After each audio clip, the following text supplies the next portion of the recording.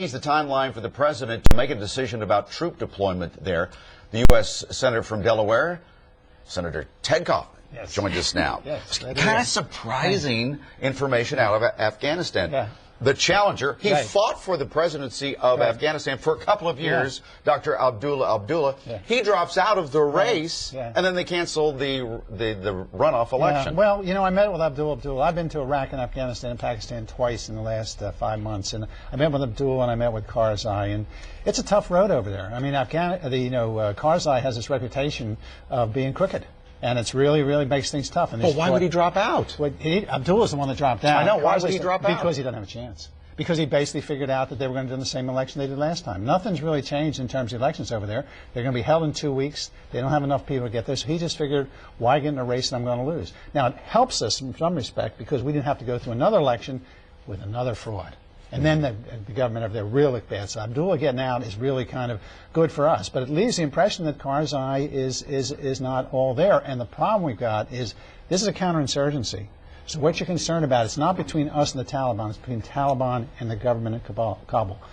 Only 6% of the people in Afghanistan like the Taliban. But they have a race between, they don't like the Karzai government either. So it makes it very difficult for us. In some ways, it makes it easier.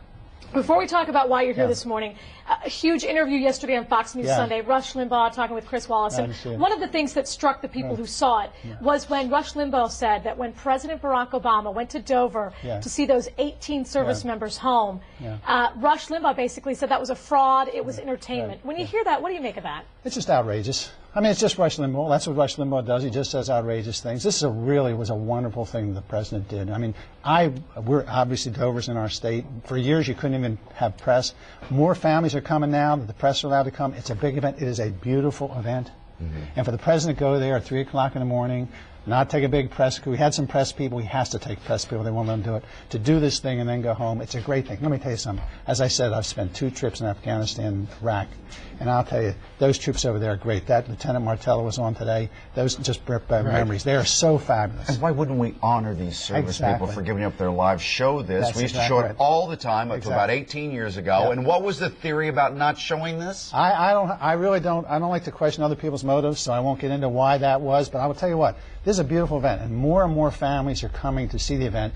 I know when Beau Biden, the Attorney General from Delaware, was over there, when he got back, he said one of the most impressive things about it was they were flying back, and they stopped in New Hampshire, and like in the morning, early in the morning, he says just to stop to refuel, and they went down to use the restrooms, and standing on the tarmac were over 100 veterans of foreign wars, our veterans from Vietnam, World War II, and Korea, waiting, and they wait at Pease Air Force Base in New Hampshire every time our troops come back.